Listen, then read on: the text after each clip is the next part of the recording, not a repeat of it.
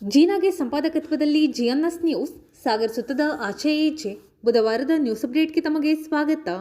ಅಂಶಗಳು: ತಾಳಗುಪ್ಪ ಹೋಬಳಿ ಕೆಜಿಕೊಪ್ಪ ಗ್ರಾಮಸ್ಥರ ಪ್ರತಿಭಟನೆ, ಸರ್ಕಾರಿ ಜಮೀನು ಒತ್ತುವರಿ ತೆರವುಗೊಳಿಸಲು ಒತ್ತಾಯ, ಹಾಲುಗುಡ್ಡೆ ಬಳಿ ದರ್ಶನ್ ಮತ್ತಿತರರ ಮೇಲೆ ಹಲ್ಲೆ, ಎಫ್ಐಆರ್ ದಾಖಲಿಸಲು ವಿಳಂಬ ಮಾಡಿದ ಆನಂದಪುರಂ ಪಿಎಸ್ಐ ಮತ್ತಿತರರ ಅಮಾನತಿಗೆ ಒತ್ತಾಯ, ಶಾಸ್ತ್ರೋಕ್ತವಾಗಿ ನಡೆದ ಅಂಕೆ ಹಾಕುವ ಶಾಸ್ತ್ರ, ಆವೇಶಗೊಂಡ ಪೋತರಾಜನಿಂದ ಚಾಟಿ ಸೇವೆ, ಗಮನ ಸೆಳೆದ ಧಾರ್ಮಿಕ ವಿಧಿವಿಧಾನಗಳು. ಈಗ ಸುದ್ದಿಯ ವಿವರ. ಸಾಗರ ತಾಲೂಕಿನ ತಾಳಗುಪ್ಪ ಹೋಬಳಿಯ ಸರ್ವೆ ನಂಬರ್ 24ರ ಕೆಜಿಕೊಪ್ಪ ಗ್ರಾಮದಲ್ಲಿ ಸಾರ್ವಜನಿಕ ಉದ್ದೇಶಕ್ಕೆ ಮೀಸಲಿಟ್ಟ ಜಮೀನು ಬಿಡಿಸಿಕೊಡುವಂತೆ ಒತ್ತಾಯಿಸಿ ಗ್ರಾಮಸ್ಥರು ತಹಶೀಲ್ದಾರ್ ಕಚೇರಿಗೆ ಮನವಿ ಸಲ್ಲಿಸಿದರು. ಈ ಸಂದರ್ಭದಲ್ಲಿ ಗ್ರಾಮ ಸುಧಾರಣಾ ಸಮಿತಿ ಅಧ್ಯಕ್ಷ ಪದ್ಮನಾಭ್ ಬಿ, ಉಪಾಧ್ಯಕ್ಷ ಜಯರಾಮ್, ಕರ್ನಾಟಕ ರಕ್ಷಣಾ ವೇದಿಕೆ ಅಧ್ಯಕ್ಷ ಮನೋಜ್ ಕುಗ್ವೆ ಮಾತನಾಡಿದರು. ಪ್ರಮುಖರಾದ ರಾಮಪ್ಪ ದೊಡ್ಮನೆ, ಪರಮೇಶ್ವರ್ ಮೊಳಗಿ, ರಾಘು ಕೆಜಿಕೊಪ್ಪ, ಗಣಪತಿ ಹೊಂಬಾಳೆ, ಗಣಪತಿ ಬಿ, ಬೀರಪ್ಪ, ರಾಮಪ್ಪ, ಜಟ್ಟಪ್ಪ, ನಾಗರಾಜ್ ಇನ್ನಿತರರು ಹಾಜರಿದ್ದರು.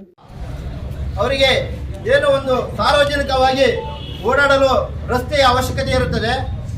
ಆ ಒಂದು ಗ್ರಾಮದಲ್ಲಿ ಒಂದು 25-30 ಮನೆಗಳಿಗೆ ಅಲ್ಲಿ ಅವರು ಓಡಾಡಲು ಅವರಿಗೆ ರಸ್ತೆಯ ಅವಶ್ಯಕತೆ ತುಂಬ ಇರುತ್ತದೆ. ಈ ಒಂದು ರಸ್ತೆಯನ್ನು ಗ್ರಾಮ ಪಂಚಾಯತಿಯಿಂದ ಸ್ವಲ್ಪ ದೂರ ಅವರು ರಸ್ತೆಯನ್ನು ಮಾಡಿರ್ತಾರೆ. ಅದಕ್ಕೆ ಒಂದು ಕುಟುಂಬದವರು ಇವರಿಗೆ ವಿರೋಧವನ್ನು ವ್ಯಕ್ತಪಡಿಸಿ ಅವರು ಈ ರಸ್ತೆಗೆ ಬೇಲಿ ಹಾಕಿ ಇವರಿಗೆ ರಸ್ತೆಯನ್ನು ಇಲ್ಲದಂತೆ ಮಾಡಿ ಇವರ ಒಂದು ಜೀವನ ಮಾಡಲು ತುಂಬ ಕಷ್ಟ ಪಡುವಂಥ ಪರಿಸ್ಥಿತಿ ಮಾಡಿದ್ದಾರೆ. ಹಾಗೆ ಇಲ್ಲಿ ರೈತರು ಅವರು ಒಂದು ಬೆಳೆದ ಬೆಳೆಯನ್ನು ಭತ್ತವನ್ನಾಗಲಿ ಹಾಗೆ ಒಂದು ಭತ್ತವನ್ನು ಒಡಿಸ್ಕೊ ಬರೋದಕ್ಕಾಗಿ ಒಂದು ಯಾವುದೇ ಒಂದು ಗಾಡಿ ತರಲು ಇವರಿಗೆ ಅಲ್ಲಿ ರಸ್ತೆ ಇಲ್ಲ. ಹಾಗೆ ಆ ಒಂದು ರಸ್ತೆ ಇಲ್ಲದೆ ಮಳೆಗಾಲದಲ್ಲಿ ಅಲ್ಲಿ ನೀರು ಕಷ್ಟಪಡ್ತಾ ಇದ್ದಾರೆ. ಹಾಗಾಗಿ ದಯವಿಟ್ಟು ಇಲ್ಲಿನ ತಹಶೀಲ್ದಾರು ಆ ಒಂದು ಸ್ಥಳಕ್ಕೆ ಬಂದು ಆ ಸ್ಥಳವನ್ನು ಕೂಲಂಕುಷವಾಗಿ ಪರಿಶೀಲನೆ ಮಾಡಿ ಇವರಿಗೆ ರಸ್ತೆಯ ಅವಶ್ಯಕತೆ ಇದೆ ಅಂತ ಹೇಳಿ ನೋಡಿ ಅವರು ಏನೋ ಒಂದು ಕುಟುಂಬದವರು ಇವರಿಗೆ ಬೇಲಿ ಹಾಕಿ ತೊಂದರೆ ಕೊಡ್ತಾ ಇದ್ದಾರ ಅದನ್ನು ಬಿಡಿಸಿ ಇವರಿಗೆ ಸಗಾಮವಾಗಿ ರಸ್ತೆಯನ್ನು ಮಾಡಿಕೊಡ್ಬೇಕಂತ ಹೇಳಿ ನಾವು ಇವರ ಪರವಾಗಿ ಕರ್ನಾಟಕ ರಕ್ಷಣಾ ವೇದಿಕೆ ಮನೋಜ್ ಕುಗ್ವೆ ನಾವು ಇವರ ಪರವಾಗಿ ಹೋರಾಟಕ್ಕೆ ಬೆಂಬಲವನ್ನು ಕೊಡ್ತಾ ಇದ್ದೀವಿ. ಹಾಗೆ ಇದನ್ನು ಒಳ್ಳೆಯ ರೀತಿಯಲ್ಲಿ ಒಂದು ಅವಕಾಶ ಮಾಡಿಕೊಡ್ಬೇಕಂತೇಳಿ ನಾವು ಮನವಿ ಮಾಡ್ಕೋತಾ ಇದ್ದೀವಿ. ಗ್ರಾಮಸ್ಥರು ತಹಸೀಲ್ದಾರ್ ಆಫೀಸಿಗೆ ಬಂದಿದ್ದೀವಿ. ನಮ್ಮೂರಾಗಿರೋ ಸಮಸ್ಯೆಗಳು ಬಗೆಹರಿಸಿಕೊಡಲಿ ಅಂತೇಳಿ ತಹಸೀಲ್ದಾರಿಗೆ ಅರ್ಜಿ ಕೊಡೋಕ್ಕೆ ಇಡೀ ಕೆಜಿಕೊಪ್ಪ ಗ್ರಾಮಸ್ಥರು ತಹಸೀಲ್ದಾರ್ ಆಫೀಸ್ ಮುಂಭಾಗದಲ್ಲಿ ಒಂದು ಧರಣಿ ಮಾಡ್ತಾ ಇದ್ದೀವಿ. ಕೆಜಿಕೊಪ್ಪಕ್ಕೆ ಒಂದು 25 ಮನೆಗೆ ರೋಡ್ ಅವಶ್ಯಕತೆ ಇರೋದಕ್ಕಾಗಿ ರೋಡ್ ಬಿಡಿಸಿಕೊಡಲಿ ಅಂತ ಹೇಳಿ ತಹಸೀಲ್ದಾರಿಗೆ ಮನವಿ ಮಾಡ್ತಾ ಇದ್ದೀವಿ. ರೋಡು ಆಗುವವರೆಗೆ ನಮ್ಮ ಹೋರಾಟ ಮುಂದುವರಿಸ್ತೀವಿ. 2 ಮನೆಯಿಂದ ನಮಗೆ ಇಡೀ ಊರಿಗೆ ಸಮಸ್ಯೆ ಆಗ್ತಾ ಇದೆ. ಅದನ್ನು ತಹಸೀಲ್ದಾರರು ಮನಗೊಂಡು ರೋಡನ್ನು ತೆರವು ಮಾಡಿ ಹೋಗೋದು ಎಲ್ಲರಿಗೂ ಅನುಕೂಲ ಮಾಡಿಕೊಡ್ಲಿ ಅಂತ ಈ ಮೂಲಕ ಕೇಳಿಕೊಡ್ತೀವಿ. ತಾಳಗುಪ್ಪ ಹೋಬಳಿ ವ್ಯಾಪ್ತಿಯಲ್ಲಿ ಬರ್ತಕ್ಕಂಥ ಸೈದೂರು ಗ್ರಾಮ ಪಂಚಾಯತಿ ವ್ಯಾಪ್ತಿಯ ಕೆಜಿಕೊಪ್ಪ ಗ್ರಾಮದ ನಾವೆಲ್ಲರೂ ಕೂಡ ಆ ಗ್ರಾಮದ ವಾಸಿಗಳು. ನಮಗೆ ಮುಖ್ಯವಾಗಿ ನಾವಿಲ್ಲಿ ಬೇಡಿಕೆಗಳನ್ನಿರ್ತಕ್ಕಂಥ ಸಂದರ್ಭದಲ್ಲಿ ನಾವು ಹೇಳ್ತಾ ಇರೋದು ಏನಂದರೆ, ನಮಗೆ ಅವಶ್ಯವಾಗಿ ಕೆಜಿಕೊಪ್ಪ ಗ್ರಾಮದ ಈಗ ಹೊಸದಾಗಿ ನಿರ್ಮಾಣವಾಗಿದೆ. ಈಗ 20-25 ವರ್ಷದಿಂದ ಕೆಲವರು ಮನೆ ಕಟ್ಟಿಕೊಂಡು ಹೊಸದಾಗಿ ಮನೆ ನಿರ್ಮಾಣ ಮಾಡಿರ್ತಕ್ಕಂಥ ಒಂದು ಕೇರಿಗೆ ಹೊಸದಾಗಿ ಒಂದು ರಸ್ತೆ ನಿರ್ಮಾಣ ಹಂತದಲ್ಲಿ ನಾವೆಲ್ಲರೂ ಗ್ರಾಮಸ್ಥರು ಕೂಡ ಒಮ್ಮತದಿಂದ ಎಲ್ಲ ಊರಿನ ಸದಸ್ಯರ ಒಂದು ಸಮ್ಮುಖದಲ್ಲಿ ಒಂದು ತೀರ್ಮಾನವನ್ನು ತೆಗೆದುಕೊಂಡಿರ್ತೇವೆ. ಆದರೆ ಆ ಭಾಗದ ನಮ್ಮೂರಿನವರೇ ಆಗಿರ್ತಕ್ಕಂಥ 2 ಮನೆಯವರು ಆ ರಸ್ತೆಯನ್ನು ಪೂರ್ಣಗೊಳಿಸುವುದಕ್ಕೆ ಅವಕಾಶ ಕೊಡಲಿಲ್ಲ. ಅದರ ಜೊತೆಗೆ ನಮಗೆ ಊರಿನ ಸಮಸ್ತರಿಗೂ ಕೂಡ, ಯಾಕಂದರೆ ಅಲ್ಲಿ ಮನೆ ಕಟ್ಟಿದವರಿಗೆ ಒಂದೇ ವ್ಯವಸ್ಥೆ ಅಲ್ಲ ಅದು, ಯಾಕಂದರೆ ಸ್ವಲ್ಪ ಅಲ್ಲಿ ಜಮೀನನ್ನು ಹೊಂದಿರ್ತಾರೆ ಎಲ್ಲ ಊರಿನವರು ಕೂಡ. ಆ ಮನೆಯವರಿಗೂ ಕೂಡ ಅಡೆತಡೆ ಆಗೋದರ ಜೊತೆಗೆ ಅಲ್ಲಿ ರೈತಾಪಿ ವರ್ಗದವರಿಗೂ ಕೂಡ ಆ ಒಂದು ರಸ್ತೆ ಅವಶ್ಯಕವಾಗಿರುವುದರಿಂದ ಇಂದು ಕೂಡ ನಾವು ಮಾನ್ಯ ತಹಸೀಲ್ದಾರ್ ಅವರ ಗಮನಕ್ಕೆ ಇದನ್ನು ವಿಚಾರ ತಿಳಿಸಿದ್ವಿ. ಆದರೂ ಕೂಡ ಅವರು ಅದನ್ನು ಲೆಕ್ಕಕ್ಕೆ ತಗೊಳ್ಳದೆ ಇವತ್ತು ಕೂಡ ನಮ್ಮ ಊರಿನವರ ಮಾತಿಗೂ ಬೆಲೆ ಇಲ್ಲ, ಮತ್ತು ಅಧಿಕಾರಿಗಳ ಮಾತಿಗೂ ಬೆಲೆ ಇಲ್ಲದೇನೆ ಕೂಡ ಇವತ್ತಿಗೂ ಕೂಡ ಅದು ವಾದ ವಿವಾದದಲ್ಲಿ ಸಿಲುಕಿಕೊಂಡಿರ್ತಕ್ಕಂಥ ರಸ್ತೆ. ದಯಮಾಡಿ ಅದರ ಜೊತೆಗೆ ಆ ಭಾಗದಲ್ಲಿ ಕೆಲವು ಗರ್ಭಿಣಿ ಹೆಂಗಸರಿದ್ದಾರೆ, ಸಣ್ಣ ಪುಟ್ಟ ಮಕ್ಕಳಿದ್ದಾರೆ. ಅವರಿಗೂ ಕೂಡ ಓಡಾಡಲಿಕ್ಕೆ ಈ ಬೇಸಿಗೆಯಲ್ಲಿ ಯಾರ್ದೋ ಹಿತ್ತಲಲ್ಲೋ ಎಲ್ಲೋ ಓಡಾಡಿ ಅವರು ಅವರ ದಿನಚರಿಯನ್ನು ಮುಗಿಸ್ತಾರೆ. ಆದರೆ ಮಳೆಗಾಲ ಬಂತು ಅಂದರೆ ಬೇರೆಯವ್ರ ಹಿತ್ತಲಲ್ಲಿ ಎಲ್ಲ ಬೇಲಿಯನ್ನು ಬಂದೋಬಸ್ತ್ ಮಾಡ್ಕೊಂಡಿರ್ತಾರೆ. ಆ ಕೆಸರಲ್ಲಿ ಸಣ್ಣ ಮಕ್ಕಳು ಒಂದು ಆಸ್ಪತ್ರೆಗೆ ಹೋಗೋದಿರಲಿ, ನಮ್ಮ ದಿನನಿತ್ಯದ ಬಳಕೆಯ ವಸ್ತುಗಳು ಒಂದು ಅಕ್ಕಿ ಮಾಡಿಸೋದಿರಲಿ ಅಥವಾ ಒಂದು ಸಂತೆಗೆ ಹೋಗೋದಿರಲಿ, ಅದು ಭಾಳ ಕಷ್ಟಕರವಾಗಿರ್ತಕ್ಕಂಥ ಒಂದು ವಿಚಾರ ಆಗಿದೆ. ಇದನ್ನೆಲ್ಲ ಕೂಡ ಮಾನ್ಯ ತಹಸೀಲ್ದಾರರು ಇದನ್ನು ಗಮನಕ್ಕೆ ತೆಗೆದುಕೊಂಡು ಊರಿನ ಸಮಸ್ತ ನಾಗರಿಕರಿಗೆ ಈ ದಾರಿ ವಿಚಾರದಲ್ಲಿ ನ್ಯಾಯವನ್ನು ಕೊಡಿಸಬೇಕು ಅಂತ ಹೇಳಿ ಮತ್ತೊಮ್ಮೆ ಅವರಲ್ಲಿ ಮನವಿ ಮಾಡಿಕೊಳ್ತಾ ಇದ್ದಾರೆ. ಹಾಲುಗುಡ್ಡೆ ಹೊಳೆ ಸಮೀಪ ದರ್ಶನ್ ಮತ್ತಿತರರ ಮೇಲೆ ಹಲ್ಲೆ ನಡೆಸಿದವರನ್ನು ತಕ್ಷಣ ಬಂಧಿಸಬೇಕು. ಹಲ್ಲೆ ಸಂಬಂಧ ಪೊಲೀಸರಿಗೆ ದೂರು ನೀಡಲು ಹೋಗಿದ್ದಾಗ ದೂರು ಸ್ವೀಕರಿಸದೆ ದಲಿತ ಸಮುದಾಯಕ್ಕೆ ಅವಮಾನ ಮಾಡಿದ ಆನಂದಪುರಂ ಠಾಣೆ ಪಿಎಸ್ಐ ಪ್ರವೀಣ್ ಮತ್ತಿತರರನ್ನು ಅಮಾನತುಗೊಳಿಸುವಂತೆ ದಲಿತ ಸಂಘರ್ಷ ಸಮಿತಿ ಡಿಜಿ ಸಾಗರ್ ಬಣದ ತಾಲೂಕು ಸಂಚಾಲಕ ನಟರಾಜ್ ಕೇರ್ಪೀಸು ಒತ್ತಾಯಿಸಿದ್ದಾರೆ. ಸಾಗರದ ಕರ್ನಾಟಕ ಕಾರ್ಯನಿರತ ಪತ್ರಕರ್ತರ ಭವನದಲ್ಲಿ ಬುಧವಾರ ಕರೆಯಲಾಗಿದ್ದ ಸುದ್ದಿಗೋಷ್ಠಿಯಲ್ಲಿ ಅವರು ಮಾತನಾಡುತ್ತಿದ್ದರು. ಈ ಸಂದರ್ಭದಲ್ಲಿ ಗಂಗಾಧರ್ ಯಡೇಹಳ್ಳಿ ಮಾತನಾಡಿದರು. ಗೋಷ್ಠಿಯಲ್ಲಿ ಜಿಲ್ಲಾ ಪಂಚಾಯಿತಿ ಮಾಜಿ ಸದಸ್ಯ ಗೋಪಾಲ್, ಪ್ರಮುಖರಾದ ಮಂಜಪ್ಪ ಗಾಂಧಿನಗರ, ಗಣಪತಿ ಇರುವಕ್ಕಿ, ಶೇಖರ್ ಬಾಳ್ಗೋಡು, ಕೃಷ್ಣಮೂರ್ತಿ, ಮಂಜುನಾಥ್ ಆಚಾರಿ, ಅಣ್ಣಪ್ಪ, ಶಿವಾನಂದ್, ಮಹೇಶ್, ಸೋಮಶೇಖರ್, ರಾಮಣ್ಣ ಇನ್ನಿತರರು ಹಾಜರಿದ್ದರು. ಒಂದು ಧನ್ಯವಾದಗಳನ್ನು ಪತ್ರಕರ್ತರಿಗೆ ನಾನು ಅರ್ಪಿಸ್ತೀನಿ. ನನ್ನ ಹೆಸರು ಗಂಗಾಧರ್ ಯಡೇಹಳ್ಳಿ ಅಂತೇಳಿ. ನಾನು ಈ ಸಾಗರ ತಾಲೂಕಿನ ದಲಿತ ಸಂಘಟನೆ ಸಂಚಾಲಕನಾಗಿ, ಸಂಘಟನಾ ಸಂಚಾಲಕನಾಗಿ ಕರ್ನಾಟಕ ದಲಿತ ಸಂಘಟನೆಯನ್ನು ಕಟ್ಟಿ ಬೆಳೆಸಿದ ಕೃಷ್ಣಪ್ಪನವರ ಒಡನಾಡಿಯಾಗಿ ಹೋರಾಟ ಮಾಡ್ಕೊಂಡು ಬಂದಂತ ನಾನು ಈಗ ನನ್ನ ಆರೋಗ್ಯದ ಸಮಸ್ಯೆಯಿಂದ ಸ್ವಲ್ಪ ತಟಸ್ಥ ನೀತಿಯೊಳಗೆ ಇದ್ದೀನಿ. ಯಾವುದೇ ಅಧಿಕಾರಿಗಳಿರ್ಬೋದು, ಪ್ರಪ್ರಥಮವಾಗಿ ದಲಿತರ ಮೇಲೆ ಆಗ್ತಿರತಕ್ಕಂಥ ಅನ್ಯಾಯ ಇವನ್ನ ಖಂಡಿಸಬೇಕು, ಮತ್ತೆ ದಲಿತರ ಒಂದು ಇದಕ್ಕೆ ಸ್ಪಂದನೆಯನ್ನ ಯಾವುದೇ ಅಧಿಕಾರಿಗಳಾದ್ರೂ ಕೊಡಬೇಕು ಅನ್ನೋದು ನಮ್ಮ ಒಂದು ಗುರಿ. ಈಗ ಈ ಮರಳು ದಂಧೆ ಅದು ನಾನಾ ರೂಪಗಳಲ್ಲಿ ಇದೆ, ಅದ್ರ ಬಗ್ಗೆ ನಾನೇನು ಮಾತಾಡಲ್ಲ. ಆದ್ರೆ ದಲಿತ ಜನಾಂಗದ ಇವರು ಇವತ್ತು ಆದ್ರೂ ಯಾವುದೇ ರೀತಿಯ ಒಡೆತನವನ್ನ ಹೊಂದಿಲ್ಲ, ಕೂಲಿ ಕೆಲಸವನ್ನೇ ಮಾಡಿ ಜೀವನವನ್ನ ಸಾಗಿಸ್ತಾ ಇದ್ದಾರೆ. ಹಾಗಾಗಿ ದರ್ಶನ್ ಅವ್ರ ಜೊತೆಗೆ ಹೋಗಿರ್ತಕ್ಕಂಥ ನಮ್ಮ ದಲಿತ ಮಕ್ಕಳ ಮೇಲೆ ಅನಾವಶ್ಯಕವಾದ ಒಂದು ಕೇಸನ್ನ ಹಾಕಿ ಅವ್ರನ್ನ ಜೈಲಿಗೆ ಕಳಿಸಿರೋದು ಖಂಡನೀಯ. ನಾನು ಅದನ್ನ ಖಂಡಿಸ್ತೀನಿ. ಮತ್ತು ಅವರಿಗೆ ಆಗಿರತಕ್ಕಂಥ ಈಸೂರು ದೇವಸ್ಥಾನ ಹತ್ರ, ಕೊರಲಿಕೊಪ್ಪ ಗ್ರಾಮದ ಈಸೂರು ದೇವಸ್ಥಾನ ಹತ್ರ ವೈಟ್ ಕಲರ್ ಬ್ರಿಜ್ಜಾ ಕಾರ್ನಲ್ಲಿ ಅವರು 4-5 ಜನ ಮತ್ತೆ ಚಂದಳ್ಳಿ ಶರತ್ತು ಕಾಯ್ತಾ ಇದ್ದಾರೆ. ಇವರು ಈ ಗಲಾಟೆ ಆಗಿದ್ದು ಬೇಜಾರದಲ್ಲಿ ನಾವು ಈ ಮಳೆ ಒಯ್ಯೋದು ಬೇಡ, ನಮ್ಮ ಒಬ್ಬ ಡ್ರೈವರನ್ನ ಬಟ್ಟೆ ಮೇಲೆ ಬಿಡೋಕ್ಕೋಸ್ಕರ ನಮ್ಮ ದರ್ಶನ್ ಮತ್ತೆ ಶಿವರಾಮ ಮತ್ತೆ ಪಾಂಡು ಮತ್ತೆ 2 ಜನ ಡ್ರೈವರ್ ಸೇರ್ಕೊಂಡು ಇವರು ಸ್ಕಾರ್ಪಿಯೋ ಕಾರಲ್ಲಿ ಹೋಗ್ತಾ ಇದ್ದಾರೆ. ಸ್ಕಾರ್ಪಿಯೋ ಕಾರಲ್ಲಿ ಹೋಗ್ತಾ ಇರಬೇಕಾದ್ರೆ ಈ ಗಾಡಿ ಹಿಂದೆ ಮಳು ತಗೊಂಡ್ಬಂದ್ರು, ಅದು ಅಟ್ಯಾಕ್ ಮಾಡ್ಬೇಕು ಅಂತ ಹೇಳ್ಬಿಟ್ಟು ಅವ್ರು ಏನ್ ಮಾಡಿದ್ದಾರೆ, ಅವರ ಬಿಳಿ ಬಣ್ಣದ ಬ್ರಿಜ್ಜಾ ಕಾರ್ನಲ್ಲಿ ಈ ಸ್ಕಾರ್ಪಿಯೋಕ್ಕೂ ಅಡ್ಡಿಟ್ಟಿದ್ದಾರೆ. ಆವಾಗ ಮತ್ತೆ ಇವರಿಗೆ ಅಲ್ಲಿ ಮಾತಿನ ಚಕಮಕಿ ಬೆಳೆದು ಜಗಳ ಆಗಿದೆ, ಘರ್ಷಣೆ ಆಗಿದೆ. ಇವರು ಏರ್ಪಟ್ಟು ಹೊಡೆದಿರ್ಬೋದು, ಅವರು ಏರ್ಪಟ್ಟು ಹೊಡೆದಿರ್ಬೋದು, ನಾವು ನೋಡಿಲ್ಲ, ಯಾರು ನೋಡಿಲ್ಲ. ಆ ನಂತರದಲ್ಲಿ ಶರತ್ ಚಂದಳ್ಳಿ ಎಂಬ ವಕೀಲರು ಆಸ್ಪತ್ರೆಗೆ ಅಡ್ಮಿಟ್ ಆಗಿಬಿಟ್ಟು MLC ಮಾಡಿಸಿ HMR ರಿಪೋರ್ಟ್ ಅನ್ನ ಸ್ಟೇಷನ್ಗೆ ಕೊಟ್ಟಿದ್ದಾರೆ. HMR ರಿಪೋರ್ಟ್ ಬಂದ ತಕ್ಷಣ ಪೊಲೀಸ್ನವರು ಹೇಳಿಕೆ ತಗೊಂಡಿದ್ದಾರೆ. ಅದೇ ದಿನ ರಾತ್ರಿ ಶಿವರಾಮ ಮತ್ತೆ ದರ್ಶನ್ ಅಂತಕ್ಕಂಥವ್ರು ಅನಂತಪುರ ಪ್ರಾಥಮಿಕ ಆರೋಗ್ಯ ಕೇಂದ್ರಕ್ಕೆ ಅಡ್ಮಿಟ್ ಆಗ್ಬಿಟ್ಟು HMR ಮಾಡಿಸಿ MLC ಮಾಡಿಸಿ ಸ್ಟೇಷನ್ಗೆ ಇಂಟಿಮೇಷನ್ ಕೊಟ್ಟಿದ್ದಾರೆ. ಸ್ಟೇಷನಿಂದ ಪೊಲೀಸ್ನವ್ರು ಬಂದಿದ್ದಾರೆ. ಇವ್ರ ಹತ್ರ ಬಂದ್ರೆ ಇವ್ರ ಹೇಳಿಕೆನ ತಗೊಂಡಿಲ್ಲ. ನಿಮ್ಮನ್ನ ಹೇಳಿಕೆ ಬೆಳಗ್ಗೆ ತಗೊಂತೀವಿ, ನೀವು ಈಗ ಮನೆಗೆ ಹೋಗ್ರಿ, ರಾಜಿ ಮಾಡ್ಸೋಣ ಅಂತ ಹೇಳಿ ಅವತ್ತಿನ ಸ್ಟೇಷನ್ HSO ಯಾರಿದ್ದಾರೆ ಅವರು ಬರ್ತಾರೆ, ಇದಕ್ಕೆ ಸಂಬಂಧಪಡ್ತಾರೆ. ಆ ಪೊಲೀಸ್ನವ್ರು ಅದೇ ತರ ವಾಪಸ್ ಹೋಗಿದ್ದಾರೆ. ಆದ್ರೆ ಚಂದಳ್ಳಿ ಶರತ್ ಅನ್ನೋನ ಹೇಳಿಕೆಯನ್ನ ದಾಖಲಿಸಿಕೊಂಡು ಬೆಳಗ್ಗೆ 10 ಗಂಟೆ ಒಳಗನೆ ಆಪಾತರವಾಗಿ FIR ಮಾಡಿ ಈ ರಾತ್ರಿ ಶಿವರಾಮ ಮತ್ತು ಸಂಗಡಿಗರನ್ನ ಹೇಳಿಕೆಯನ್ನು ದಾಖಲಿಸಿಕೊಳ್ಳದೆ ಇವರು ಕೊಟ್ಟಂತ ಕಂಪ್ಲೀಟಿಗೆ FIR ಇಲ್ಲದೆ ಇವ್ರನ್ನ 10 ಗಂಟೆ 11 ಗಂಟೆ ಒಳಗಡೆ ಜೈಲಿಗೆ ಕಳ್ಸಕ್ಕೆ ಎಲ್ಲ ವ್ಯವಸ್ಥೆ ಮಾಡ್ಕೊಂಡು ಸ್ಟೇಷನ್ ತರ ರಾಜಿ ಮಾಡಿಸ್ತೀವಿ ಅಂತ ಕರ್ಸ್ಕೊಂಡು ಇವ್ರನ್ನ ಅರೆಸ್ಟ್ ಮಾಡಿ ಜೈಲಿಗೆ ಕಳಿಸಿದ್ದಾರೆ, ಅಮಾಯಕರು. ಆಮೇಲೆ ಇವನು ಯಾರು ಶಿವರಾಮ ಮತ್ತೆ ಸಂಗಡಿಗರಲ್ಲ, ಅವರು 3 ಜನ ಅವರು ಕೂಲಿ ಕೆಲಸಕ್ಕೆ ಹೋದವರು,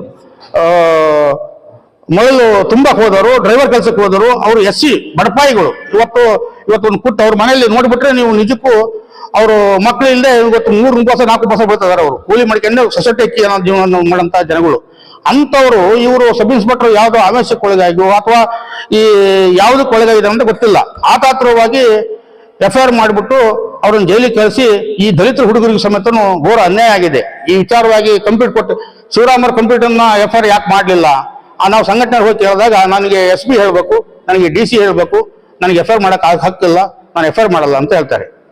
ನಾವು ಅದನ್ನ ಕೇಳಿದ್ವಿ, ನೋಡ್ರಿ FIR ಮಾಡೋ ಕರ್ತವ್ಯ ನಿಮ್ಮದು, SP DSPಗಳು ತನಿಖೆ ಮಾಡ್ತಾರೆ, ನೀವು FIR ಮಾಡ್ರಿ ಅಂತ ಹೇಳಿದ್ರೆ ನನಗೆ ಬೇರೆ ಆದೇಶ ಬಂದ್ರೆ ಮಾತ್ರ ನಾನು FIR ಮಾಡ್ತೀನಿ, ಇಲ್ದ್ರೆ ಮಾಡಲ್ಲ ಅಂತ ಹೇಳ್ತಾರೆ. ಹಾಗಾದ್ರೆ ಅವ್ರು ಕೊಟ್ಟಂತ ಕಂಪ್ಲೀಟಿಗೆ 307 ಆಫ್ ಮಾಡಿರೋ ಕೇಸನ್ನ ತಕ್ಷಣ ಇಮಿಡಿಯೇಟ್ಲಿ FIR ಮಾಡಕ್ಕೆ ಇವರಿಗೆ ಅಧಿಕಾರ ಇದೆ. ಅದೇ SC STಗಳು ಜಾತಿ ನಿಂದನೆ ಪ್ರಕರಣನ ಕೊಟ್ಟಾಗ ಅವರಿಗೆ FIR ಮಾಡಕ್ಕೆ ಅಧಿಕಾರ ಇಲ್ಲಂತೆ, ಅವಕಾಶ ಇಲ್ಲಂತೆ. ಆದ್ರಿಂದ ಎಲ್ಲೋ ಒಂದ್ ಕಡೆ ಬೇಲಿನ ಎದ್ದು ಹೊಲ ಮೆದಂತ ರೀತಿಯಲ್ಲಿ ಅನಂತಪುರ ಪೊಲೀಸ್ ಠಾಣೆಯಲ್ಲಿ ಆಗಿದೆ. ಈಗ 15ನೇ ತಾರೀಕು ಕಂಪ್ಲೀಟ್ ಕೊಟ್ರೆ ನಾವು ಮೊನ್ನೆ ಏನ್ ಮಾಡಿದ್ವಿ, DSF ನವರ ಸೇರ್ಕೊಂಡು ಒಂದು ಮೀಟಿಂಗ್ ಮಾಡಿಬಿಟ್ಟು ತುರ್ತು ಸಭೆ ಕರೆದ್ಬಿಟ್ಟು ಇದ್ರ ಬಗ್ಗೆ ಇವತ್ತು ಸ್ಟ್ರೈಕ್ ಮಾಡ್ಬೇಕು ಅಂತ ಹೇಳಿ ನಿರ್ಣಯ ಮಾಡಿದ್ವಿ. ಆ ನಿರ್ಣಯ ವಾಟ್ಸಪ್ಗೆಲ್ಲ ಹಾಕಿದ ಮೇಲೆ ನಿನ್ನೆ ಸಂಜೆ 7 ಗಂಟೆ ನಂತರದಲ್ಲಿ ಫೋನ್ ಮಾಡಿದ್ದಾರೆ, FIR ಮಾಡಿದ್ದೀವಿ ಅಂತೇಳಿ.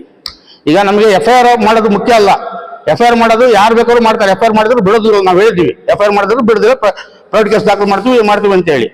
FIR ಮಾಡೋದ್ರ ಜೊತೆಗೆ ಇವ್ರು ಹೆಂಗ್ ಜೈಲಿಗೆ ಕಳಿಸಿದ್ದಾರೆ ಆ ವ್ಯಕ್ತಿಗಳನ್ನ ಜೈಲಿಗೆ ಕಳಿಸ್ಬೇಕು.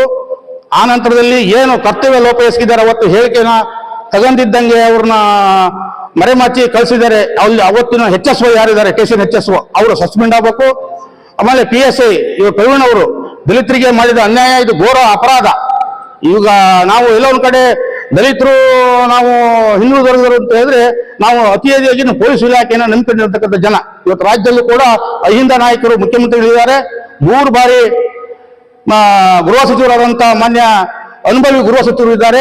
ಅಂತವರ ಒಂದು ಅನುಪಸ್ಥಿತಿಯಲ್ಲಿ ಸರ್ಕಾರ ಇದೆ. ಆ ಸರ್ಕಾರ ಅಂತ ಒಂದು ಸರ್ಕಾರ ಇದ್ರೂ ಕೂಡ ಇಂಥವರಿಂದ ಸರ್ಕಾರಕ್ಕೆ ಕೆಟ್ಟ ಹೆಸರು ಹೋಗುತ್ತೆ, ತಾಲೂಕಿಗೆ ಕೆಟ್ಟ ಹೆಸರು ಹೋಗುತ್ತೆ. ಆದ್ರಿಂದ ಈ ಪ್ರವೀಣ PSI ಅವರನ್ನ ವಜಾ ಮಾಡೋವರೆಗೂ ನಾವು ಸೋಮವಾರ 2ನೇ ತಾರೀಕು ಅನಂತಪುರ ಬಸ್ ಸ್ಟ್ಯಾಂಡ್ದಿಂದ ಧರಣಿ ಸತ್ಯಾಗ್ರಹ ಮೂಲಕ, ಮೆರವಣಿಗೆ ಮೂಲಕ ಅನಂತಪುರ ಸ್ಟೇಷನ್ ಮುಖ ಎದುರುಗಡೆ ಧರಣಿ ಸತ್ಯಾಗ್ರಹ, ಅಹೋರಾತ್ರಿ ಧರಣಿ ಸತ್ಯಾಗ್ರಹವನ್ನು ನಡೆಸ್ತಾ ಇದ್ದೀವಿ. ನಮ್ಮ ಬೇಡಿಕೆ ಇಷ್ಟೇ, PSI ಪ್ರವೀಣ್ ಅವರು ಸಸ್ಪೆಂಡ್ ಆಗಬೇಕು.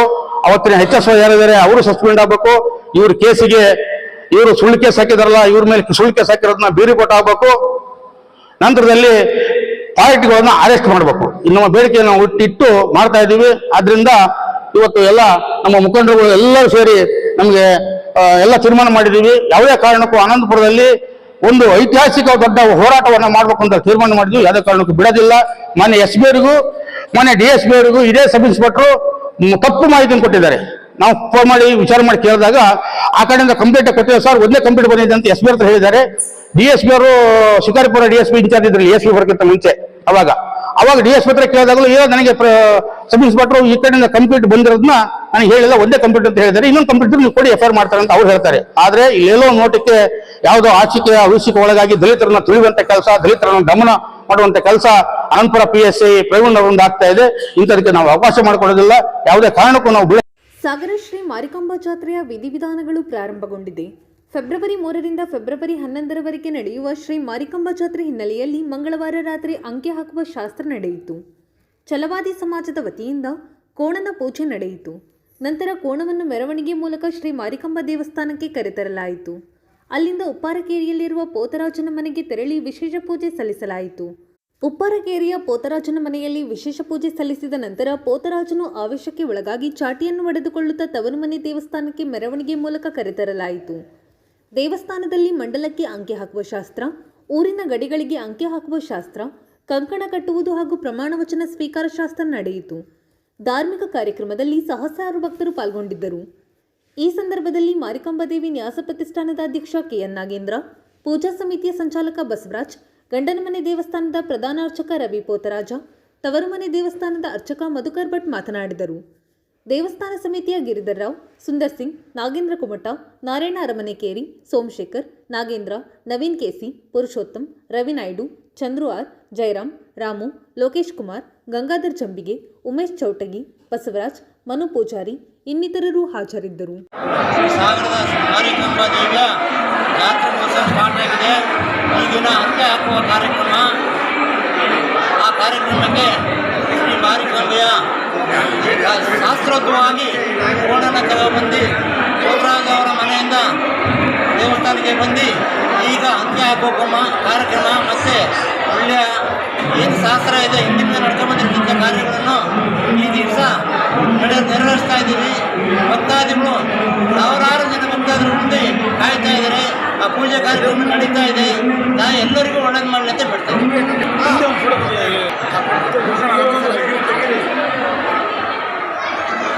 ಸಾಗರದ ಗಂಡಿನ ಮಾರಿಕಾಂಬ ವ್ಯಾಸ ಪ್ರತಿಷ್ಠಾನದಿಂದ 3 ವರ್ಷಕ್ಕೊಮ್ಮೆ ನಡೆಯುವ ಈ ಜಾತ್ರೆಗೆ ಇವತ್ತು ಅಂಕಿ ಹಾಕುವ ಕಾರ್ಯಕ್ರಮವನ್ನು ನಾವು ಸಮಿತಿಯವರು ರೂಪಿಸ್ಕೊಳ್ತಿದ್ದೀವಿ. ಇವತ್ತು ಅಂಕಿ ಹಾಕುವ ಉದ್ದೇಶ ಏನಪ್ಪ ಅಂದರೆ ಈ ತಾಯಿಯ ನಾವು ಒಂದು ಪ್ರಮಾಣ ಮಾಡುವಾಗೆ ಊರಿನಲ್ಲಿ ಯಾವುದೇ ದುಷ್ಟಶಕ್ತಿಗಳನ್ನು ಯಾವುದೇ ಒಂದು ಯಾವುದು ಬಂದಾಗೆ ನಿನ್ನ ಕೈಗಳಿರ್ತಕ್ಕಂಥ ಗಣಗಳನ್ನೆಲ್ಲ ಒಂದು ದಿನ ಹದ್ಬಸ್ತಲ್ಲಿ ಇಟ್ಟ ನಿನ್ನ ಜಾತ್ರೆನ ನಾವು ಒಳ್ಳೆ ರೀತಿಯಿಂದ ಮಾಡ್ತೀವಿ, ನಮ್ಮನ್ನು ಊರನ್ನ ಕಾಪಾಡು ಅಂತ ಹೇಳಿ ಇವತ್ತು ನಾವು ಅವಳ ಎದುರುಗಡೆ ಕಂಕಣವನ್ನು ಕಟ್ಕೊಂಡಿದ್ದೀವಿ. ಮಾರಿಕಾಂಬಾ ದೇವಸ್ಥಾನ ತವರು ಮನೆಯ ಪ್ರಧಾನ ಅರ್ಚಕರು. ವಿಶೇಷವಾಗಿ ಇಂದು ದೇವಿಯ ಜಾತ್ರೆಯ ಪ್ರಯುಕ್ತ ಅಂಕೆ ಹಾಕುವ ಕಾರ್ಯಕ್ರಮ ನಡೆದಿದ್ದನ್ನು ನೀವು ಪ್ರಸಾರ ಮಾಡ್ತಾ ಇದ್ದೀರಿ. ವಿಶೇಷವಾಗಿ ಅಂಕೆ ಹಾಕುವುದು ಅಂದರೆ ತಾಯಿಯ ಮದುವೆಯ ಒಂದು ನಿಶ್ಚಿತಾರ್ಥ ಅಂತ ನಾವು ಈ ದೇವಸ್ಥಾನದ ಶಾಸ್ತ್ರದಲ್ಲಿ ಹೇಳಬಹುದು. ಅದೇ ರೀತಿಯಲ್ಲಿ ವಿಶೇಷವಾಗಿ ಅಂಕೆ ಹಾಕುವುದು ಅಂದರೆ ನಮ್ಮ ಜಾನಪದ ಶಾಸ್ತ್ರದಲ್ಲಿ ಒಂದು ಗಡಿಯನ್ನು ಹಾಕಿಕೊಳ್ಳುವುದು ಅಂತ ಅರ್ಥ. ನಮ್ಮ ಸಾಗರದ ಇಡೀ ಗಡಿಯನ್ನು ಅವರು ಒಂದು ರಕ್ಷಣೆಯ ಮೂಲಕವಾಗಿ ಆ ತಾಯಿಯ ಒಂದು ಸೇವೆಗೆ ಅವಳು ಉತ್ಸವಕ್ಕೆ ಹೊರಟಾಗ ಯಾವುದೇ ರೀತಿಯ ಋಣಾತ್ಮಕ ಶಕ್ತಿಗಳು ಅಲ್ಲಿ ಬರಬಾರ್ದು ಮತ್ತು ಅದರಿಂದ ಯಾರಿಗೂ ತೊಂದರೆ ಆಗಬಾರ್ದು ಎನ್ನುವ ಉದ್ದೇಶದಿಂದ ಆ ಅಂಕೆ ಹಾಕುವ ಕಾರ್ಯಕ್ರಮ ಅಂದರೆ ಒಂದು ಬೇಲಿ ಹಾಕುವಂಥ ಕಾರ್ಯಕ್ರಮ ಅಂತೇಳಿ ಮಾಡ್ತಾರೆ. ಆ ಕಾರ್ಯಕ್ರಮದಲ್ಲಿ ವಿಶೇಷವಾಗಿ ನಾವು ಹೋದಂತಹ ಜನರು ನಾವು ಬೆಳಗ್ಗೆ ಹೋದರೆ ರಾತ್ರಿ ವಾಪಸ್ ತಿರುಗಿ ಮನೆಗೆ ಬಂದಿರಬೇಕು ಎನ್ನುವಂತಹ ಒಂದು ಸಂಪ್ರದಾಯವನ್ನು ಇಟ್ಟಿದ್ದಾರೆ. ಹೀಗೆ ಯಾಕೆ ಕೇಳಿದ್ರೆ ಜನರು ಎಲ್ಲೆಲ್ಲೋ ಹೋಗುವ ಒಂದು ಕಾರಣದಿಂದ ಅಲ್ಲಿಂದ ರಾತ್ರಿ ಕಳೆದು ಮರುದಿನ ಬಂದರೆ ಋಣಾತ್ಮಕ ಶಕ್ತಿ ಬರ್ತದೆ ಎನ್ನುವಂತಹ ಒಂದು ಅರ್ಥದಲ್ಲಿ ಅದನ್ನು ಜಾನಪದ ಶೈಲಿಯಲ್ಲಿ ಅದನ್ನು ಮಾಡಿದ್ದಾರೆ. ಆದ್ದರಿಂದ ಈ ಅಂಕೆ ಹಾಕುವ ಕಾರ್ಯಕ್ರಮ ಅಂದರೆ ನಾವು ಒಂದು ದಿಗ್ಬಂಧನ ಅಂತ ಹೇಳಬಹುದು. ಆ ದಿಗ್ಬಂಧನದ ರೀತಿಯಲ್ಲಿ ಅದನ್ನು ಮಾಡಿ ನಾವು ಈ ಕಾರ್ಯಕ್ರಮವನ್ನು ನೆರವೇರಿಸಿ ಗಂಡನ ಮನೆ ದೇವಸ್ಥಾನದ ಪ್ರಧಾನ ಅರ್ಚಕನಾಗಿ ಸೇವೆ ಮಾಡ್ತಾ ಇದ್ದೀನಿ. ನಮ್ಮ ಹೆಸರು ರವಿ ಪೂಜಾರ್ ಅಂತ. ಶ್ರೀ ಮಾರಿಕಾಂಬೆ ಗಂಡನ ಮನೆ ಕೆಳಗಿರುವಂಥ ಆ ಪಾದಕ್ಕೆ ಹಿಂದೆ ದಟ್ಟವಾದ ಅರಣ್ಯವಾದ ಪ್ರದೇಶದಲ್ಲಿರುವಂಥ ಒಂದು ಪಾದಕ್ಕೆ, ಆಮೇಲೆ ಕ್ರಮೇಣ ಊರೇ ಆಗಕ್ಕಿಂತ ಮುಂಚೆ ಇರುವಂಥ ಪಾದಕ್ಕೆ ಕ್ರಮೇಣ ಊರು ಅಭಿವೃದ್ಧಿ ಆದ ನಂತರ ರಸ್ತೆ ಮಾಡುವಾಗ ಆ ಪಾದುಕೆಯನ್ನು ಬೇರೆ ಕಡೆ ಸ್ಥಳಾಂತರಿಸಬೇಕು ಅಂತೇಳಿ ಇದು ಮಾಡಿದಾಗ ಆ ಪಾದುಕೆಯನ್ನು ತೆಗೆಬಂದವನು ಅಲ್ಲೇ ಮರಣ ಹೊಂದಿದ. ಕಡೆಗೆ ಪ್ಲೇಗು, ಕಾಲ್ರ ಇತ್ಯಾದಿ ಭಯಾನಕ ಕಾಯಿಲೆಗಳು ಸೃಷ್ಟಿಯಾದವು.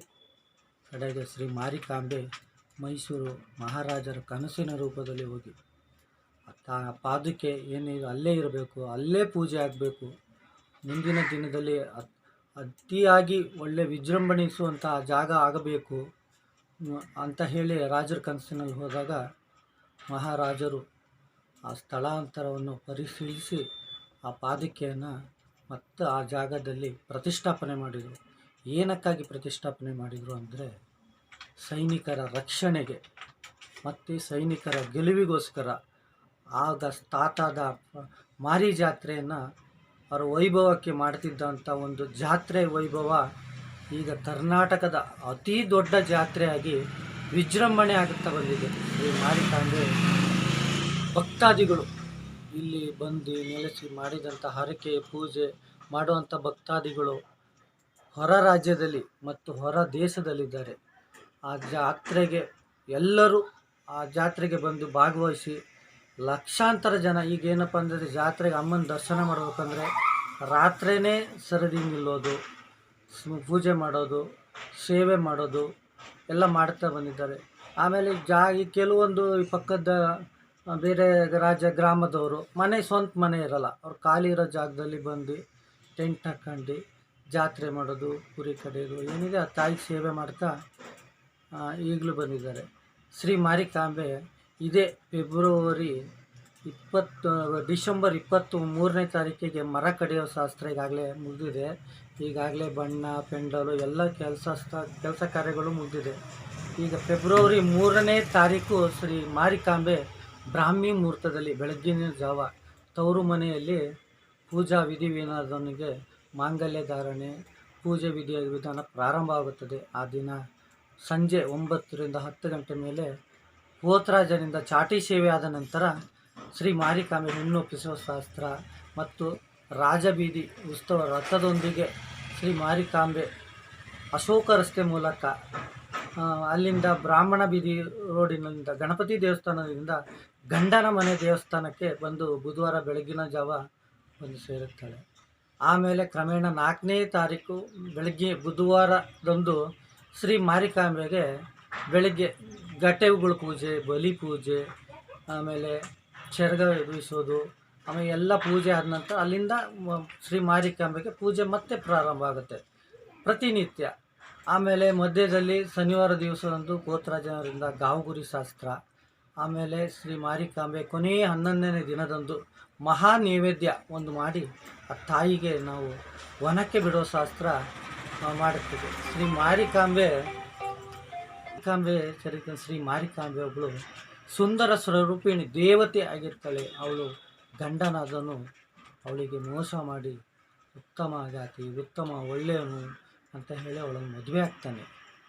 ಮದುವೆ ಆದ ಮೇಲೆ ಅವಳಿಗೆ ಕೆಲವೇ ದಿನಗಳ ನಂತರ ಗಂಡ ಒಬ್ಬ ಕ್ರೂರಿ, ಹೆಣ್ಣು ಮಕ್ಕಳಿಗೆ ತೊಂದರೆ ಕೊಡೋದು, ಸನ್ಯಾಸಿಗಳಿಗೆ ಯಾಗ ಮಾಡಬೇಕಾದ್ರೆ ತೊಂದರೆ ಕೊಡೋದು, ಇದನ್ನು ತುಂಬ ಕೆಟ್ಟ ರೀತಿಯಲ್ಲಿ ದುಷ್ಟರ ರೀತಿಯಲ್ಲಿ ಒಬ್ಬ ದುಷ್ಟ ರಾಕ್ಷಸನಾಗಿ ಸಂಸ್ಕಾರ ಸರಿ ಇಲ್ಲದೆ ಮಾಡ್ತಾ ಬರ್ತಾನೆ. ಮಗ ಸಮೇತನ ಅದೇ ತಂದೆ ಥರನೇ ಅವನು ಅದೇ ಥರ ಆಗ್ತಾನೆ. ಆಮೇಲೆ ಶ್ರೀ ಮಾರಿಕಾಂಬೆ ಹತ್ರ ಆ ತಾಯಿ ಹತ್ರ ಜನ ಎಲ್ಲ ಬಂದ್ಬಿಟ್ಟು ನಿನ್ನ ಗಂಡ ನಿನ್ನ ಮಕ್ಕಳ ಕೆಟ್ಟ ಇದು ನಮಗೆ ತಡ್ಕೊಳಕ್ಕಾಗ್ತಾ ಇಲ್ಲ, ಏನಾದರೂ ಮಾಡಿ ಇದನ್ನು ಸರಿ ಮಾಡು ಅಂದಾಗ ಆ ತಾಯಿ ಗಂಡನನ್ನು ಮರೆತು ಮಗನನ್ನು ಮರೆತು ಗಂಡನನ್ನದೇ ಮರೆತು ಗಂಡನನ್ನು ಸಂಹಾರ ಮಾಡೋಕ್ಕೆ ಹೋಗ್ತಾಳೆ. ಗಂಡ ಅದನ್ನು ಏನು ಮಾಡ್ತಾನೆ ಅಂದರೆ ಹೆದರಿ ಅವಳು ಅವತ್ತು ಮಾರಿಯಾಗಿ ಬರ್ಬೇಕಾದ್ರೆ ಹೆದರಿ ಬಿಟ್ಟು ಅವನೇನು ಮಾಡ್ತಾನೆ, ಕೋಣನ ದೇಹದಲ್ಲಿ ಸೇರ್ತಾನೆ. ಆಗ ತಾಯಿ ಏನು ಮಾಡ್ತಾಳೆ, ಸಿಂಹ ಆಗಿಬಿಡ್ತಾಳೆ. ಕಾಡಿನ ರಾಜ ಆ ಥರ ಸಿಂಹ ಆಗಿ ಕಾಡಿನ ರಾಜ ಆದ ಅಂತ ಒಂದು ಪ್ರಾಣಿ ಸಿಂಹ ರೂಪ ಹಿಂಗೆ ತಾಳ್ತಾಳೆ. ಆ ತಾಯಿ ಸಿಂಹನ ದೇಹದಲ್ಲಿ ಹೊಕ್ಕಿ ಕೋಣನ ಸಂಹಾರ ಮಾಡ್ತಾಳೆ. ಆಮೇಲೆ ಮಗನೂ ಸಮೇತನು ಹೆದರಿ ತಾಯಿ ಬರೋದನ್ನು ನೋಡಿ ಹೆದರಿ ಕುರಿ ದೇಹದಲ್ಲಿ ಹೋಗ್ತಾನೆ. ಕುರಿ ದೇಹದಲ್ಲಿ ಹೋಗ್ತದೆ ಅವನ ಸಮೇತನು ಬಿಡದೆ ತಾಯಿ ಸಿಂಹ ಆಗಿ ಅವನನ್ನು ಸಂಹಾರ ಮಾಡ್ತಾಳೆ.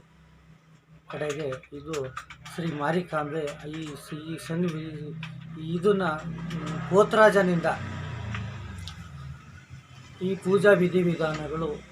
ಪೋತ ಅಂದರೆ ಒಂದು ಕುರಿ, ಸಿಂಹ ಅಂದರೆ ತಾಯಿ ರಾಜ, ಆ ಪೋತರಾಜ ಅಂದರೆ ಮಾರಿಕಾಂಬೆ ಒಂದು ಸ್ವರೂಪ. ಈ ಜಾತ್ರಾ ಪೂಜಾ ವಿಧಿವಿಧಾನದಲ್ಲಿ ಪೋತರಾಜನಿಂದಲೇ ಶಾಸ್ತ್ರ ಸಂಪ್ರದಾಯ. ಒಂದು ಮರ ಕಡೆಯೋ ಶಾಸ್ತ್ರ ಇದ್ದರೂ ಆ ಪೋತರಾಜ ಗುರುತಿಸಲ್ಪಟ್ಟ ಮರದಿಂದ ಆ ತಾಯಿಗೆ ಯಾವುದಾದರೂ ಒಂದು ಭಾಗವನ್ನು ಅಲ್ಲಿ ಹಾಕಿ ಸುಂದರವಾಗಿ ಮಾಡ್ತಾರೆ. ಆಮೇಲೆ ಅಂಕೆ ಹಾಕ್ಬೇಕಾರೆ, ಅಂಕೆ ಅಂದರೆ ಶ್ರೀ ಮಾರಿಕಾಂಬೆಗೆ ಒಂದು ವಾರದಿಂದ ಮುಂಚೆನೇ ಅಂಕೆ ಹಾಕ್ತಾರೆ. ಯಾಕಂದರೆ ಶ್ರೀ ಮಾರಿಕಾಂಬೆಗೆ ನಾವು ಮಾಡುವಂಥ ಕೆಲಸ ಪ್ರಾಮಾಣಿಕವಾಗಿರಬೇಕು. ನಿನ್ನ ಜಾತ್ರೆ ವೈಭವ ಮುಗಿಯುವವರೆಗೂ ನಮ್ಮ ಮನೆಯಲ್ಲಿ ಯಾವುದೇ ಶುಭ ಮುಹೂರ್ತ ನಾವು ಮಾಡುವುದಿಲ್ಲ. ನಿನ್ನನ್ನು ನಾವು ವನಕ್ಕೆ ಬಿಡುವವರೆಗೂ ನಾವು ಪ್ರಾಮಾಣಿಕವಾಗಿ ನಾವು ಯಾವುದೇ ಊರಿಗೆ ಹೋದರೂ ನಾವು ರಾತ್ರಿ ಒಳಗೆ ಊರಿಗೆ ಬಂದು ಸೇರುತ್ತೇವೆ ಅಂತ ಅಂಕೆ ಅಂದರೆ ಆಣೆ ಅಂತ ಹೇಳಿ ಅದು. ಅದಾದ ನಂತರ ಶ್ರೀ ಮಾರಿಕಾಂಬೆ ಈಗ ನಾವು ಪೂಜಿಸಲ್ಪಡುವಂಥ ಮಾರಿಕಾಂಬೆ ಸುಮಾರು ಇಲ್ಲಾಂದರೆ ಒಂದು 52 ವರ್ಷಗಳಾಗಿದೆ. ಮುಂಚೆ ಎಲ್ಲ ಏನಾಗ್ತಿತ್ತು ಅಂದರೆ ಪ್ರತಿ ರಾಜರ ಕಾಲದಲ್ಲಿ ಪ್ರತಿ ವರ್ಷ ಪ್ರತಿ ಜಾತ್ರೆ ಮಾಡುವಾಗಲೂ ಪ್ರತಿ ಮೂರ್ತಿನೇ ನಿರ್ಮಾಣ ಮಾಡ್ತಿದ್ರು. ಈಗ ಮರ ಮತ್ತು ಆ ಥರ ಕೆತ್ತನೆಗಾರರು ಸಿಗದ ಕಾರಣ ಈಗ ಅದನ್ನೇ 52 ವರ್ಷಗಳಂಥ ಮೂರ್ತಿನೇ ಯಾವುದಾದ್ರೂ ಒಂದು ಭಾಗ ಹಾಳಾಗಿದೆ ಅದನ್ನು ರೆಡಿ ಮಾಡಿಬಿಟ್ಟು ಈಗ ಅದನ್ನೇ ಪೂಜೆ ಮಾಡ್ತೀವಿ. ಮಹಾರಾಜರುಗಳ ಕಾಲದಲ್ಲಿ ಏನಿತ್ತು ಅಂದರೆ ಮರ ಕಡಿದು ಮಾಡಿದಾಗ ಮೂರ್ತಿ ಸ್ಟಾರ್ಟ್ ಮಾಡಿದ್ರೆ 3 ತಿಂಗಳು ಕಾಲಗಳ ನಂತರ ಜಾತ್ರೆ ಪ್ರಾರಂಭ ಆಗ್ತದೆ. ಈಗ ಹಾಗಲ್ಲ, ದೇವಿಗನ್ನು ಮತ್ತೆ ಅದನ್ನೇ ತಂದು ಜೋಡಿಸಿ ಮಾಡಿದ್ರೆ ನಮಗೆ 1 ತಿಂಗಳು ಅವಕಾಶ ಸಾಕು. ಹಾಗಾಗಿ ಈಗ ಜಾತ್ರೆ ಏನಾಗಿತ್ತು ಅಂದರೆ ಈಗ ಅತಿ ದೊಡ್ಡ ಜಾತ್ರೆಯಲ್ಲಿ ಯಾವುದೇ ವಿಘ್ನ ಕಳ್ಳತನ ಯಾವುದೂ ಇಲ್ಲದೆ ಶ್ರೀ ಮಾರಿಕಾಂಬೆ ಆ ತಾಯಿಯ ಇದರಿಂದ ಯಾವುದೂ ತೊಂದರೆ ಆಗದೆ ನಡೀತಾ ಬಂದಿದೆ. ಆಮೇಲೆ ಶ್ರೀ ಮಾರಿಕಾಂಬೆಗೆ ಏನಾದರೂ ಹರಕೆ ಮಾಡ್ಕೊಂಡ್ರೆ ಭಕ್ತರಿಗೆ ಆ ಬೇಡಿಕೆ ಎಲ್ಲ ಈಡೇರಿಸಿದ್ದಾಳೆ. ತಾಯಿಗೆ ಕೋಳಿ ಬೀರ್ತಾರೆ. ಕೋಳಿ ಯಾಕೆ ಬೀರ್ತಾರೆ ಅಂದರೆ ಒಬ್ಬರು ಸಂತಾನಕ್ಕೋಸ್ಕರ ಕೋಳಿ ಹರಕೆ ಮಾಡ್ಕೊಂಡಿರ್ತಾರೆ. ಮತ್ತೇನಾದರೂ ಒಂದು ಮನೆ ಕಟ್ಟೋಕ್ಕಾಗಿ ಆಸ್ತಿ ತಗೊಳಕ್ಕೆ ಮಾಡ್ಕೊಂಡಿರ್ತಾರೆ, ಆವಾಗ ತಾಯಿಗೆ ಕೋಳಿಯನ್ನು ಬೀರ್ತಾರೆ. ಆಮೇಲೆ ಮತ್ತು ಪೋತರಾಜ ಅಂದರೆ ಈಗ ನಾವು ಹಿಂದೆ ಪೋತರಾಜ ಎಂಕಣ್ಣ ಇದ್ದರು. ಪೋತರಾಜ ಎಂಕಣ್ಣ ಅವರು ಇರಬೇಕಾದ್ರೆ ಒಂದು ದೇವಸ್ಥಾನ ಗೋಪುರನೇ ಇರಲಿಲ್ಲ, ಬರೀ ಒಂದು ಕಟ್ಟೆ ಮಾತ್ರ ಇತ್ತು. ಆ ಕಟ್ಟೆಗೆ ಪೂಜೆ ಮಾಡಿಬಿಟ್ಟು ಪ್ರತಿ ಜಾತ್ರೆ ಮಾತ್ರ ವೈಭವ ಮಾಡ್ತಿದ್ದು. ಕ್ರಮೇಣ ಆಗಿ ಅಲ್ಲಿ ಪ್ರತಿಷ್ಠಾಪನೆ ಮೂರ್ತಿ ಆಯಿತು. ಆಮೇಲೆ ಗೋಪುರ ಆಯಿತು. ನೀಲಪ್ಪನವ್ರ ಫೀಲ್ಡಲ್ಲಿ ಗೋಪುರ ನಿರ್ಮಾಣವಾಯಿತು. ಕ್ರಮೇಣ ಪೋತರಾಜ ಎಂಕಣ್ಣ ನಿಧನ ನಂತರ ಕೆಲವೇ ಸಮಯದಲ್ಲಿ ಕುಂಸಿಯಿಂದ ಪೋತರಾಜನ ಕರೆಸಿ ಜಾತ್ರೆ ಮಾಡ್ತಿದ್ದು. ಅದಾದ ನಂತರ ನಮ್ಮ ಚಿಕ್ಕಪ್ಪ ಗಣೇಶ್ ಪೋತರಾಜರವರು ಶ್ರೀ ಮಾರಿಕಾಂಬೆಗೆ ಸೇವೆ ಮಾಡ್ತಾ ಬಂದರು. ಆಮೇಲೆ ಅವ್ರ ನಿಧನ ನಂತರ ಈಗ ನಾನು ಆ ತಾಯಿಗೆ 9 ಜಾತ್ರೆ ಮಾಡಿದ್ದೀನಿ. ಹಂಗೆ ಈಗ ನೆಕ್ಸ್ಟ್ ಇದರಲ್ಲಿ 25 ವರ್ಷ ಆಗತ್ತೆ ನನಗೆ. ಆ ತಾಯಿ ಪ್ರತಿನಿತ್ಯ ನಾವು ಈಗ ಆ ತಾಯಿಗೆ ಸೇವೆ ಮಾಡ್ತಾ ಇದು ದೇವಿ ಅರ್ಚಕನಾಗಿ ನಮ್ಮ ಗಣೇಶ್ ಪೂಜಾರ್ ಮಗ ಅವ್ರ ಸಹಾಯದಿಂದ, ನಮ್ಮ ಕುಟುಂಬದ ಸಹಾಯದಿಂದ, ನಮ್ಮ ಸಮಾಜದ ಸಹಾಯದಿಂದ ಶ್ರೀ ಮಾರಿಕಾಂಬೆಗೆ ಪ್ರತಿನಿತ್ಯ ಈಗ ಸೇವೆ ನಾವು ಮಾಡ್ತಾ ಬಂದಿದ್ದೇವೆ. ಆ ತಾಯಿ ಹತ್ರ ನಾವು ಯಾವುದು ಹಣ ಕಾಸು ಇತರೆ ಆಸ್ತಿ ಏನೂ ಕೇಳೋದಿಲ್ಲ.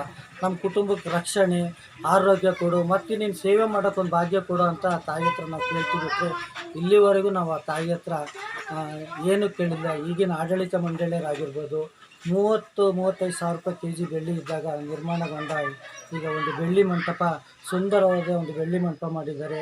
ಪ್ರತಿನಿತ್ಯ ಒಳ್ಳೆಯ ಕೆಲಸ ಕಾರ್ಯಗಳನ್ನು ಅವರು ಮಾಡಿದ್ದಾರೆ. ಈ ದಿನ ಒಂದು 8 ಎಕರೆ ಗುತ್ತೂರು ಕಾರ್ಯದರ್ಶಿ ಆದಾಗ ನಿಂಗಪ್ಪನವ್ರ ಅಧ್ಯಕ್ಷತೆಯಲ್ಲಿ ಆ ಜಾಗ ಖರೀದಿ ಮಾಡಿದರು. ಈ ದಿನ ಆ ಜಾಗದಲ್ಲಿ ಗೋಪಾಲಕೃಷ್ಣ ಬೇಳೂರು ಶಾಸಕರು ಗುದ್ಲಿ ಪೂಜೆ ಮಾಡಿ ಆ ಜಾಗದಲ್ಲಿ ಒಂದು ಒಳ್ಳೆಯ ಸುಂದರವಾದ ಮಕ್ಕಳಿಗೆ ಶಿಕ್ಷಣ ಸಂಸ್ಥೆ, ಆಮೇಲೆ ಆ ಜಾಗದಲ್ಲಿ ಒಂದು ಬಡವರಿಗೆ ಅನುಕೂಲ ಆಗಲಿ ಅಂತ ಒಂದು ಕಲ್ಯಾಣ ಮಂಟಪ ಮಾಡಿ ತುಂಬ ಸಂತೋಷದ ವಿಷಯ. ಅದರ ಜೊತೆಗೆ ನಾನು ಹೇಳಬೇಕು ಅಂದರೆ ಶ್ರೀ ಮಾರಿಕಾಂಬೆ ಟೌನ್ ಮಧ್ಯೆ ಇರೋದ್ರಿಂದ ಬರುವಂಥ ಪ್ರವಾಸಿಗರಿಗೆ, ಬರುವಂಥ ಭಕ್ತಾದಿಗರಿಗೆ ಯಾವುದೇ ಅಲ್ಲಿ ಇದಿಲ್ಲ, ವಾಹನ ನಿಲ್ಲಿಸೋಕ್ಕೆ ಜಾಗ ಇಲ್ಲ. ಹಾಗಾಗಿ ಭಕ್ತರುಗಳಿಗೆ ಬರೋಕ್ಕೆ ತುಂಬಾ ತೊಂದರೆ ಆಗ್ತಿದೆ. ನಿಜವಾಗಲೂ ಅದ್ರ ಬಗ್ಗೆ ಒಂದು ಸ್ವಲ್ಪ ಆಡಳಿತ ಮಂಡಳಿಯರು ಮತ್ತು ಶಾಸಕರು ಸಮೇತ ಇದಕ್ಕೆ ಗಮನ ಕೊಡಬೇಕು. ಅಲ್ಲಿ ಯಾವುದೇ ರೀತಿ ಜನಕ್ಕೆ ಏನಾಗುತ್ತೆ ಅಂದರೆ ಅಲ್ಲಿ ನಿಲ್ಸೋಕ್ಕೆ ಜಾಗ ಇಲ್ಲ. ಆ ಬೈಕ್ ನಿಲ್ಸಕ್ಕೆ ಬರ್ತಾರೆ, ಅಲ್ಲಿ ಪೊಲೀಸ್ನವ್ರು ಪಿ ಮಾಡ್ತಾರೆ. ಕಾರ್ ನಿಲ್ಸಕ್ಕೆ ಬಂದರೆ ಕಾರಿಗೆ ಇದಾಗ್ತಾರೆ. ಅದು ಭಕ್ತರಿಗೆ ಅಲ್ಲಿ ಎಲ್ಲೂ ವಾಹನದ ನಿಲ್ಲಿಸೋದು ಒಂದು ವ್ಯವಸ್ಥೆ ಇಲ್ಲ. ಅದೊಂದು ವ್ಯವಸ್ಥೆ ಆಗಬೇಕು. ಮತ್ತು ಬರುವಂಥ ಭಕ್ತಾದಿಗಳಿಗೆ ಏನಾದರೂ ಒಂದು ಊಟದ ವ್ಯವಸ್ಥೆ ಆಗಬೇಕು. ಇನ್ನೂ ದೇವಸ್ಥಾನಕ್ಕೆ ಅಭಿವೃದ್ಧಿ ಆಗಬೇಕು. ಆ ತಾಯಿ ಭಕ್ತರುಗಳು ತುಂಬ ಇದ್ದಾರೆ ಹೊರಗಡೆ ಎಲ್ಲ. ಒಳ್ಳೆಯದು.